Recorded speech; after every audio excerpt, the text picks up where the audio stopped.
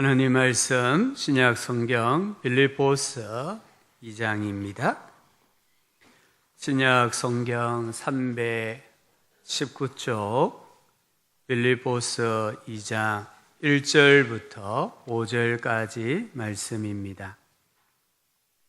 한 목소리로 1절부터 5절까지 말씀을 읽겠습니다. 그러므로 그리스도 안에 무슨 권면이나 사랑의 무슨 위로나 성령의 무슨 교제나 긍휼이나 자비가 있거든 마음을 같이하여 같은 사랑을 가지고 뜻을 합하며 한 마음을 품어 아무 일에든지 다툼이나 허영으로 하지 말고 오직 겸손한 마음으로 각각 자기보다 남을 낮게 여기고 각각 자기 일을 돌볼 뿐더러 또한 각각 다른 사람들의 일을 돌보아 나의 기쁨을 충만하게 하라. 너희 안에 이 마음을 품으라. 곧 그리스도 예수의 마음이니. 아멘. 아멘. 우리도 비밀을 한 가지씩 고백해 볼까요? 앞뒤자로 예수님은 당신을 사랑하십니다. 우리를 향한 그리스도의 비밀, 나는 너를 사랑한단다. 이 음성을 날마다 듣고 살아가는 우리 모두가 되기를 바랍니다. 사실 5월은 가정의 달이기도 하고요. 또 행복을 노래하고 누구나 한 번쯤 행복해 봤으면 하는 그런 소망을 품는 달입니다. 러시아의 극작가 도스토옙스키는 이런 말을 했습니다. 우리가 잘 몰라서 그렇지 우리는 모두 행복하다. 사실 우리는 너무 행복한 사람들이에요. 그런데 우리가 행복의 기준을 너무 자꾸 다른 데 두고 있다 보니까 하나님께서는 지천에 세입 클로버를 그렇게 많이 주셨는데도 우리는 자꾸만 그 안에서 내입 클로버를 찾으려고 하다 보니까 행복을 놓칠 때가 많이 있는 것 같아요. 링컨은 또 이런 말을 했더라고요. 사람은 자신이 행복해지겠다고 결심한 딱 그만큼만 행복해진다. 오늘 우리 성도님들 얼마만큼 어느 영역에서 행복해지기를 원하십니까? 내가 원하는 그만큼만 행복해집니다. 모든 사람은 행복을 원합니다. 그래서 저마다 행복하기 위해서 무엇인가를 열심히 일하고 추구하고 있습니다.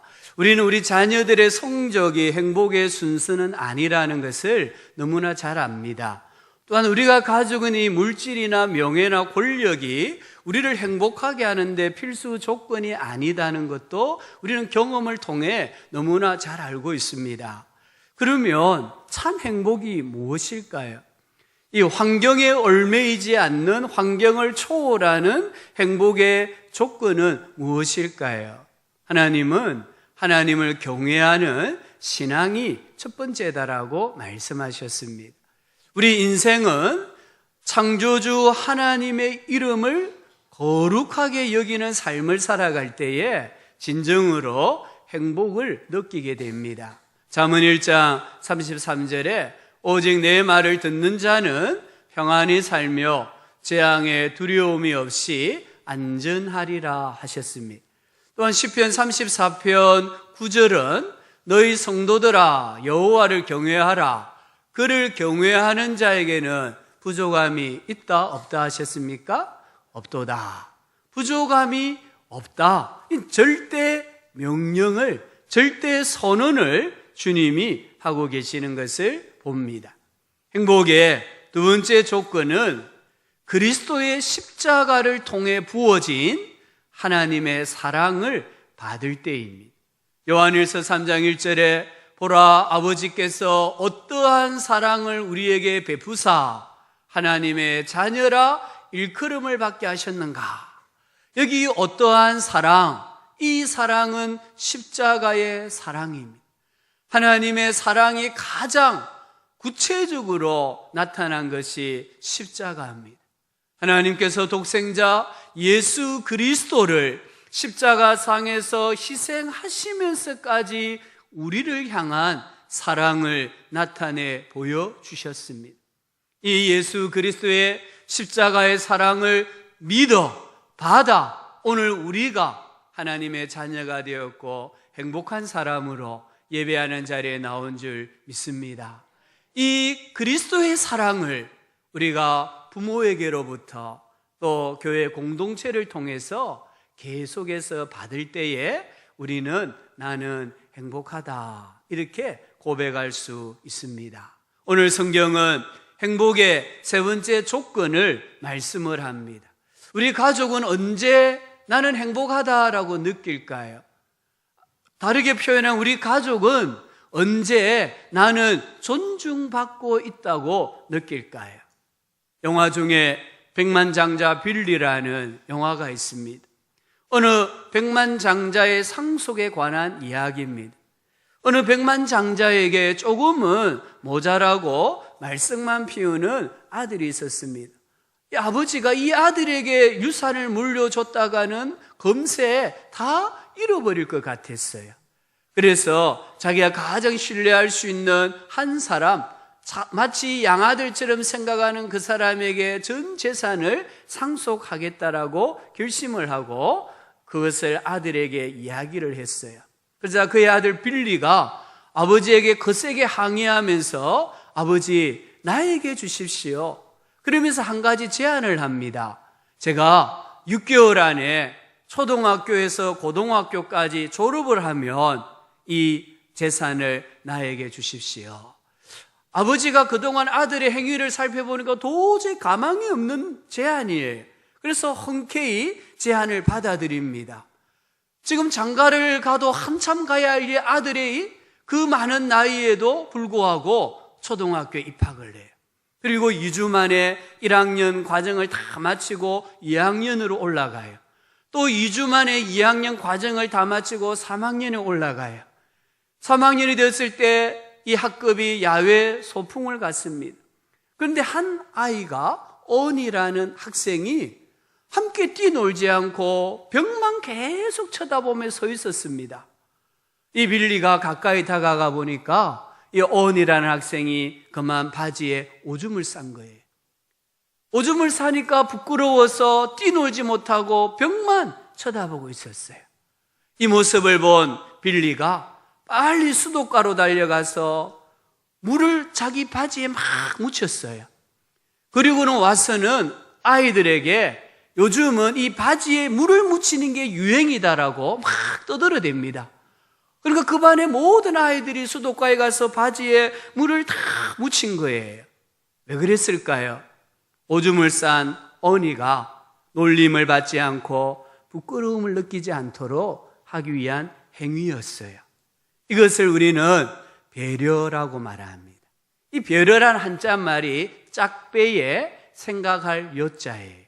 짝처럼 마음으로 다른 사람을 생각하는 것, 위해 주는 것을 배려라고 합니다. 배려가 얼마나 중요할까요? 동영상을 하나 보겠습니다. 한 1분 정도 되는 동영상인데요.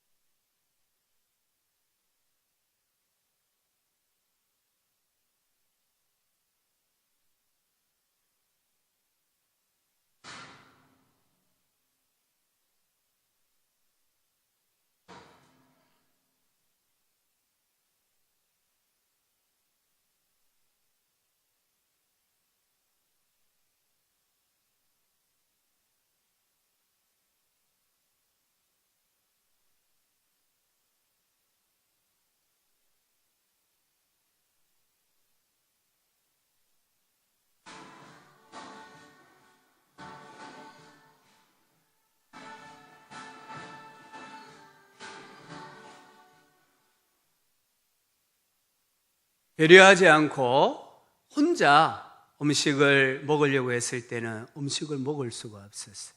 그래서 마치 해골처럼 이렇게 삐쩍 말라가는 그런 모습이 있잖아요. 근데 서로가 또 먹여주지 않습니까? 긴 숟가락이 흔들릴 때 서로 받쳐주지 않습니까? 그래서 서로 또 먹여주었을 때, 배려했을 때에 그 얼굴이 환하게 피어나는 것을 볼 수가 있습니다. 심리학자 윌리엄 제임스라는 분은 사람은 갓난아이부터 노인에 이르기까지 다른 사람들로부터 인정받기를 원하는 강한 열망이 있다, 이런 말을 했습니다. 또 우리 사람들은 누구나 목에 안 보이는 간판을 달고 다닌대요. 그 간판 위에는 이렇게 적혀 있습니다. 나는 중요한 사람입니다. 나를 중요한 사람으로 대해주세요. 우리는 눈에 보이지 않지만 이 간판을 읽을 수 있을 때에 배려하는 사람이 될 수 있고요, 배려를 할 때에 우리 사람은 행복함을 느끼게 되어 있습니다. 배려가 얼마나 중요한가 우리 몸을 보면 알 수 있습니다. 우리 이 몸은 철저하게 배려의 원칙을 가지고 하나님이 창조하셨어요. 고린도전서 12장에 보니까 몸은 한 지체뿐 아니요 여럿이다라고 말씀하면서 우리가 몸에 덜 귀히 여기는 것들을 더욱 귀한 것들로 입혀주며 우리의 아름답지 못한 지체는 더욱 아름다운 것으로 얻느니라. 그런즉 우리의 아름다운 지체는 그럴 필요가 없느니라. 오직 하나님이 몸을 고르게 하여 부족한 지체에게 귀중함을 더하사. 하나님이 우리 몸을 이렇게 만드셨다는 거예요. 우리 몸에 부족한 지체에게 귀중함을 더해가지고 우리 몸이 고르게 움직이도록 만드셨다는 거예요. 그래서 우리 몸 가운데서 분쟁이 없고 오직 여러 지체가 서로 같이 돌보게 하셨느니라. 우리 사람의 몸에 암이 참 모든 곳에 다 달라붙는 것 같아요. 그런데요, 암이 절대 달라붙지 않는 곳이 한 군데 있습니다. 심장입니다. 심장암이란 말을 들어보지 못하셨을 거예요. 왜 우리 심장에 암이 안 생기느냐? 다른 장기들이 심장을 보호한다는 거예요. 내가 대신 암에 걸릴 테니까 심장 너는 보호를 받아야 돼. 그렇게 해서 이 심장을 배려하고 보호하기 때문에 이 심장은 암에 안 걸리고 다른 장기들이 암에 걸리는 경우가 있다는 거예요. 하나님께서는 우리 몸을 여러 지체가 서로 같이 돌보게 해 주신 겁니다. 그래서 우리는 건강하게 사는 겁니다. 이 배려의 원칙이 무너지면 몸이 병이 듭니다. 손이 발이 되려고 하고 또 귀가 눈이 되려고 한다면 우리는 장애를 앓게 됩니다. 내가 지금 건강하다면 하나님께서 창조하신 이 배려의 원칙을 따라 지금 우리 몸이 서로 잘 돌보고 서로 귀하게 여기고 잘 움직이고 있다라는 증거입니다. 성경을 읽어보니까 이 배려에 대한 이야기가 의외로 너무 많은 것을 발견합니다. 아브라함, 룻, 이 아브라함과 룻은 삼촌과 조카 사이지 않습니까? 창세기 13장에 보면은 아브라함과 룻이 다 같이 복을 받아요.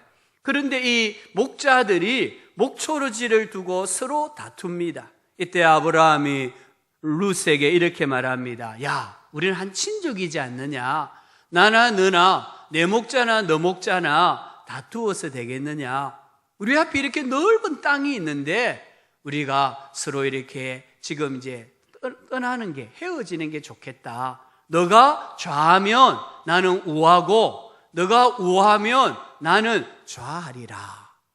이 말씀이요, 그 당대의 풍습에 의하면은 파격적인 제안입니다. 아브라함은 족장입니다. 아브라함은 삼촌입니다. 윗사람입니다. 누가 봐도 아브라함이 먼저 좋은 곳을 택하고 그 나머지를 룻이 택해야 합니다. 그런데 아브라함은 조카 룻에게 먼저 선택하라는 거예요.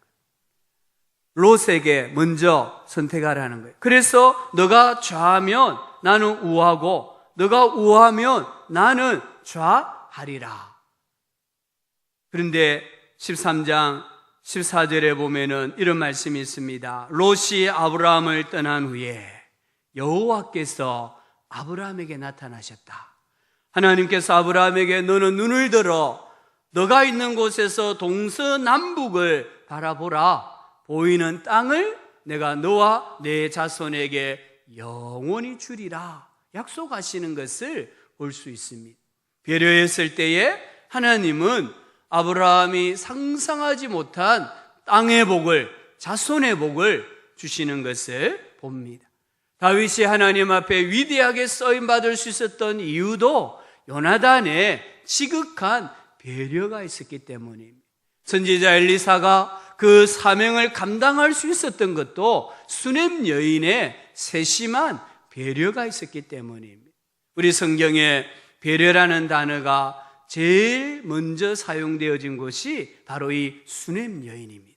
수넴 여인이 선지자 엘리사를 위하여서 작은 방을 짓고 침상과 책상과 의자와 촛대를 항상 준비해 두고 이 선지자가 자기 집에 와서 머물도록 했습니다. 이것을 두고 엘리사가 사환 게하시에게 하는 말이 세심한 배려를 하는도다.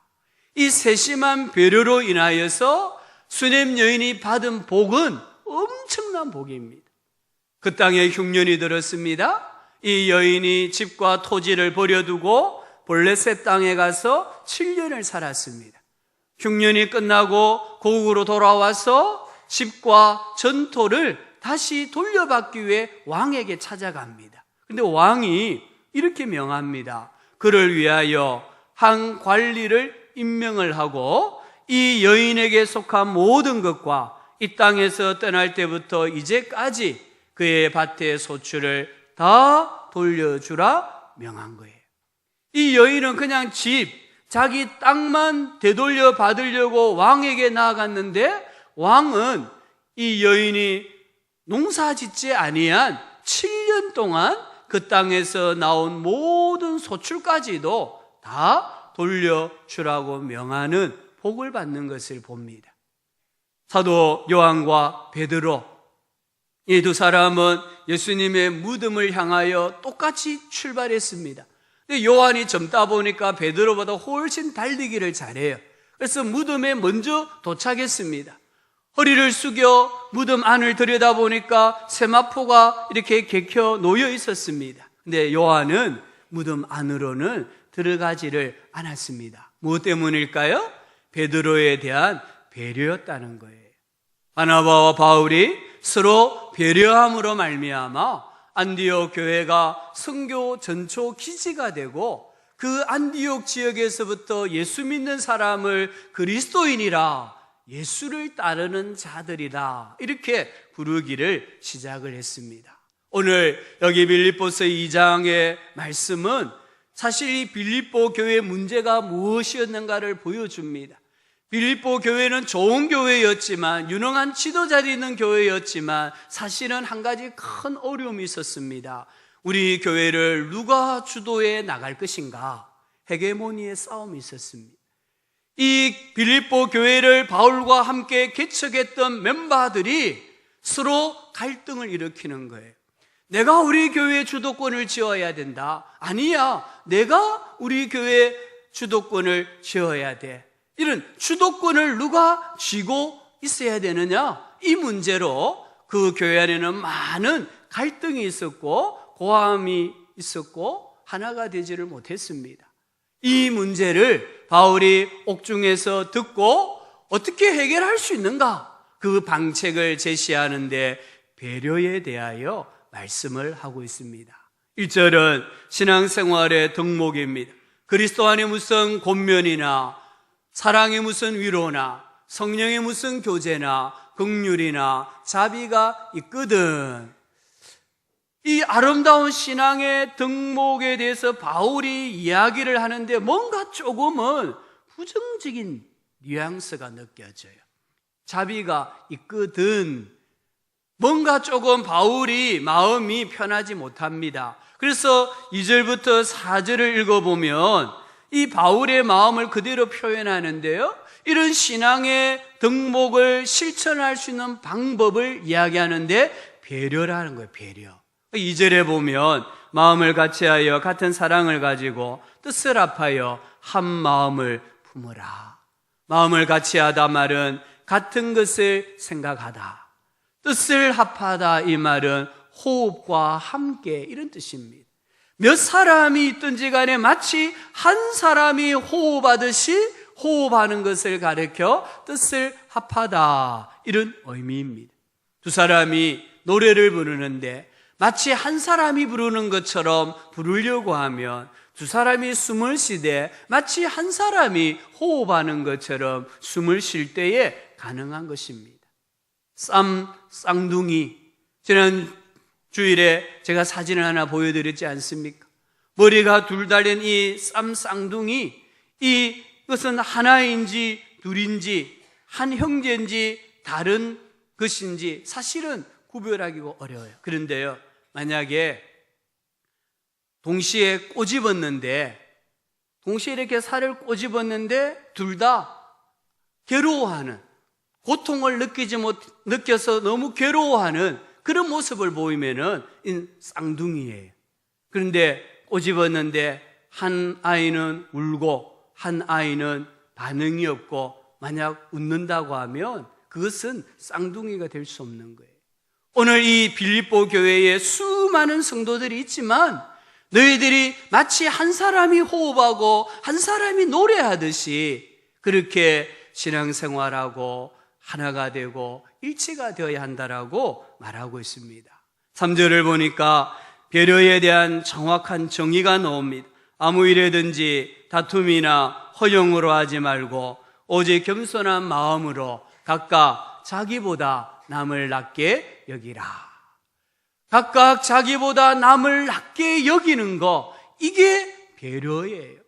저 사람은 나보다 뛰어난 사람일 거야, 막연히 추측하는 것이 아니라 상대방의 장점을 발견했을 때에 기쁘게 인정해주고 그 사람을 높여주는 것이 배려라는 거예요. 오늘 4절에서는 자신의 이익에만 주의를 기울이지 말고 남을 내 몸과 같이 여기고 돌아보라고 말씀을 합니다. 그러면서 5절부터 11절을 보면 이 배려의 모델을 제시합니다. 5절 보십시오. 너희 안에 이 마음을 품으라. 곧 그리스도 예수의 마음이니. 우리 예수님은 배려의 모델이십니다. 근데 오늘 성경은 이렇게 말합니다. 예수님의 마음을 품으라. 여기서 중요한 건 예수님이 아닙니다. 예수님의 마음입니다. 지금 바울은 이 빌립보 교회를 향하여 예수님을 품으라 이렇게 말씀하지 않습니다. 예수님의 마음을 품으라고 합니다. 예수님의 마음을, 예수님의 생각을, 예수님의 태도를 너희 가운데 이식해라고 말씀을 하고 있습니다. 예수님은 어떤 분이십니까? 6절을 보니까 예수님은 원래 하나님이셨다고 합니다. 우리 예수님은 하나님과 동등하신 분이십니다. 근데 그 동등하신 하나님 예수 그리스도가 어떤 마음을 가지셨습니까? 7절과 8절입니다. 우리 성경을 한번 보시면 좋겠습니다. 우리 같이 한번 읽어보겠습니다. 오히려 자기를 비워 종의 형체를 가지사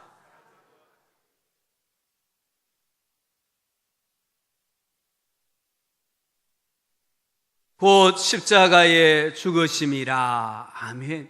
오히려 이 말은 그러나 이런 뜻이에요. 하나님이신 예수 그리스도께서 하나님과 동등됨을 취할 것으로 여기지 아니하시고 자기를 비워 종의 형체를 가져 사람들과 같이 되셨고 십자가에 죽으심이라. 사실 우리가 이 말씀을 읽을 때에 조금 우리의 심장이 멈춰줘야 돼. 이 말씀이 얼마나 위대하고 하나님의 사랑, 하나님의 본심, 하나님의 마음, 이 모든 게 사실은 이 구절 안에 다 들어가 있는 거예요. 이 구절을 한 단어로 표현한다면 배려라는 단어로 표현할 수가 있습니다. 우리 예수님은 인간을 구원하시기 위하여 인간의 역사 속으로, 인간의 삶 속으로 들어오셨습니다. 찾아오셨습니다. 근데 어떻게 찾아오셨습니까? 사람과 같이 되어 종의 형체로 십자가의 죽으심으로 우리 안에 찾아오신 거예요. 왜 예수님이 사람이 되셨습니까? 사람을 구원하시기 위해서입니다. 왜 예수님이 종의 형체로 오셨습니까? 우리가 누군가의 종이 되어 살아가는 삶이 얼마나 비참한가를 주님께서는 체휼하시기 위해서였습니다. 예수님께서 왜 십자가에 죽으셨습니까? 죄의 형벌이 얼마나 큰가를 체휼하시기 위해서였습니다. 이 예수님께서 낮아지시지 아니하셨다면 오늘 우리는 구원을 받을 수 없어요. 우리는 여전히 죄와 사망에 매여 종로로 다다가 영원한 지옥 불못에 떨어져서 영벌을 받을 수밖에 없어요. 그런데 그 예수님이 낮아지신 거예요. 그 예수님이 오늘 우리 안에 찾아오신 거예요. 그 예수님을 믿음으로 말미암아 오늘 우리가 구원을 받았고 하나님의 생명을 누리고 있는 줄 믿습니다. 그런데요, 저는 예수님이 성육신 하신 거 너무 감사하고 너무 기뻐요. 그런데요, 이 예수님 성육신 하신 것보다 성육신 하신 모양, 방법이 우리에게 더 큰 감사가 되고 더 큰 은혜가 됩니다. 오늘 말씀에 낮아지신 예수님 모습을 나타내고 있잖아요. 만약에 예수님이 성육신 하셨는데 괴물로 또는 폭군으로 이 땅에 오셨다고 한다면 우리가 그 예수님을 어떻게 가까이 다가갈 수 있겠습니까? 그 예수님과 어떻게 친밀한 관계를 맺고 예수님의 말씀을 듣고 예수님과 동행하는 삶을 살 수 있겠습니까? 우리 예수님은 온전한 사람으로 종의 형체를 가지신 분으로 온유하고 겸손하신 분으로 인간의 역사 가운데, 인간의 삶 가운데 찾아오신 거예요. 우리 인간을 배려하시기 위해서 예수님이 이렇게까지 낮아지신 거예요. 그래서 모든 사람들은 예수님에게 다가갈 수 있습니다. 어린아이도, 창기도, 세리도, 여자도 남자도요, 병든 사람도요, 모든 사람들은 다 예수님에게 다가가서 예수님의 그 사랑을 입게 되고 예수님의 그 만져주심을 경험하게 되고 영육이 치유가 되고 회복이 되는 은혜와 복을 받을 수가 있습니다. 바울은 지금 빌립보 교회에 이와 같이 낮아지신 예수님의 마음을 가져야 한다. 하나님이신 그분이 너희들을 구원하시기 위하여 얼마만큼 낮아지셨고 너희들을 이해하기 위해서 어떤 모양으로 이 땅에 오셔서 우리를 구원해 주시고 교회를 세워주셨느냐, 너희들이 예수님의 마음을 좀 가졌으면 좋겠다. 그래서 예수님의 마음을 가지고 서로 권면하고 위로하고 교제하고 긍휼과 자비를 베풀어야 한다. 그때에 교회가 가지고 있는 문제가 해결이 되고 교회가 더욱 견고해지고 빌립보 교회에 나오는 성도들이 나올 때마다 우리는 행복한 사람이다라고 고백할 수 있는 복이 임한다라고 말씀을 하고 계시는 거예요. 사실 예수님의 배려를 가장 많이 본받은 사람은 바울 자신입니다. 성경에는 바울이 사람과의 관계를 맺음에 있어서 또는 선교지에 가서 그가 철저하게 가졌던 두 가지 관계 맺는 원칙에 대해 말씀을 하세요. 첫 번째는 고린도전서 9장 22절입니다. 거기에 보니까 내가 여러 사람에게 여러 모양이 된 것은 아무쪼록 몇 사람이라도 구원하고자 함이니, 내가 여러 사람에게 여러 모양이 된 것은 이건 상황 윤리가 아니에요. 자기의 신앙을 타협하는 게 아닙니다. 자기가 하나님의 사도라는 선지자라는 이 직분을 타협하는 게 아닙니다. 그가 가는 곳에 사람들을 그리스도의 사랑으로 배려했다는 거예요. 배려한 이유는 한 사람이라도 더 구원하고자 하는 목적이 있었기 때문입니다.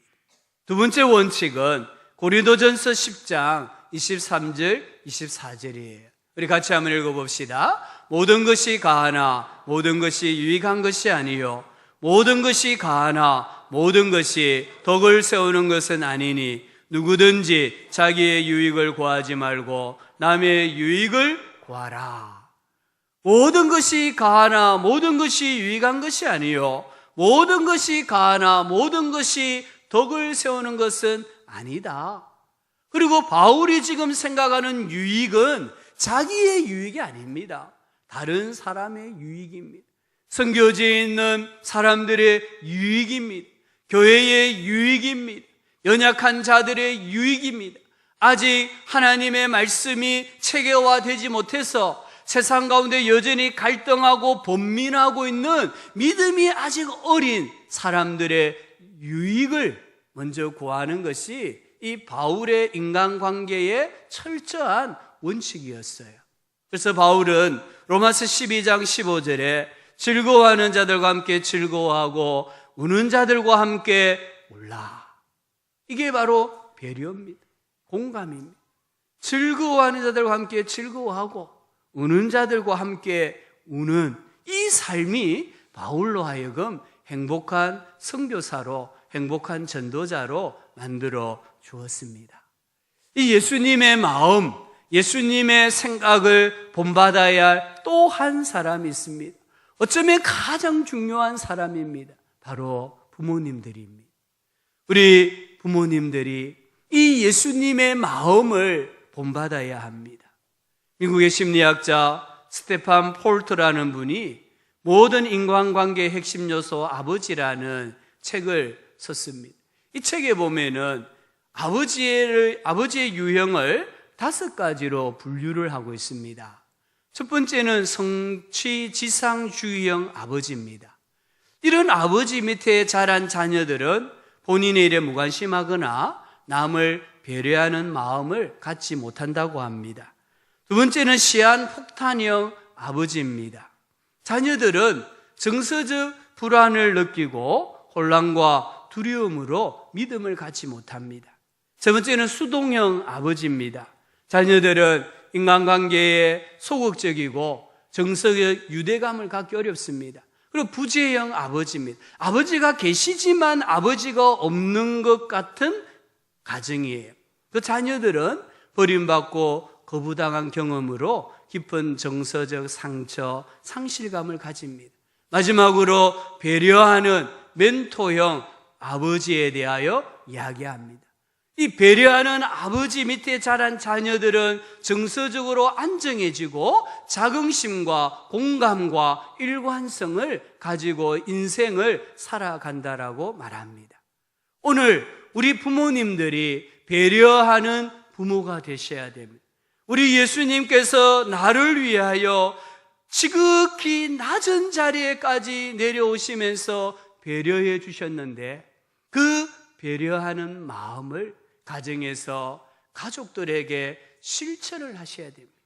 배려하는 부모, 배려하는 가정이 되기 위해서는 오늘 말씀에 보면은 3가지가 있어야 된다고 합니다. 첫 번째는 공감이라고 말했습니다. 2절에 보니까 마음을 같이하여 같은 사랑을 가지고 뜻을 합하여 한 마음을 품어.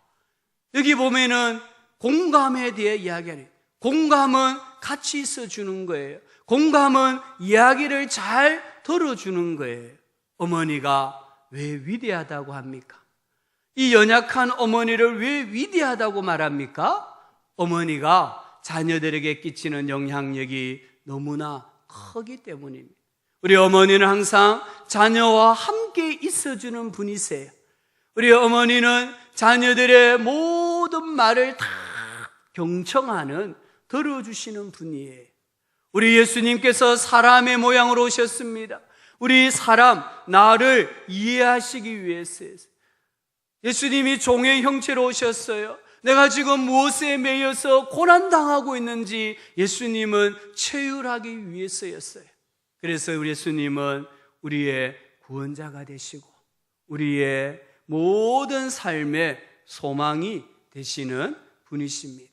정말 우리가 배려하는 부모가 되고 배려하는 가정을 만들기를 원한다면 가족들의 말에 귀를 기울이셔야 됩니다. 우리가 누군가의 말을 70%잘 들어주기만 해도 말하는 사람의 마음에 있는 상처가 70%는 치유가 된다라는 그런 통계도 있습니다. 우리 성도님들, 예수님께서 나를 공감해 주셨던 것처럼 우리도 가족들의 말에, 가족들의 느낌에, 정서에 공감하는 그런 부모와 가족이 되었으면 좋겠습니다. 두 번째는 오늘 말씀해 보니까 장점을 찾아라고 합니다. 3절에 아무 일에든지 다툼이나 허영으로 하지 말고 오직 겸손한 마음으로 각각 자기보다 남을 낮게 여기고, 부모가 바라는 자녀상이 아니라 우리가 자녀가 가지고 있는 장점, 그 자녀가 가지고 있는 재능, 하나님께서 주신 은사, 이런 것을 개발해야 되는, 발견해야 되는 거예요. 그리고 우리 자녀들이 그것을 키워나가도록, 그렇게 뒷바라지할 때에 우리 자녀들은 행복한 삶을 살아갈 수가 있습니다. 세 번째는 오늘 말씀해 보니까 책임감을 가져야 된다. 다르게 표현하면 최선을 다해야 된다. 5절에 4절에 각각 자기 일을 돌볼 뿐더러 또한 각각 다른 사람들의 일을 돌보아 나의 기쁨을 충만하게 해라. 각각 가족 안에 있는 모든 가족들이 각각, 부모는 부모대로, 배우자는 배우자대로, 자식은 자식대로 각각 자기 일을 돌볼 때에, 그리고 다른 가족들의 일을 돌볼 때에 그 가정은 배려하는 가정이 될 수 있고 행복한 가정이 될 수가 있습니다. 이런 글귀가 있더라고요. 당신의 가장 위대한 가족 투자는 바로 당신의 결혼 생활이다. 오늘 우리 가정에서 자녀들에게 배우자가 보여주어야 될 가장 중요한 것이 무엇인가? 배우자를 사랑하는 모습입니다.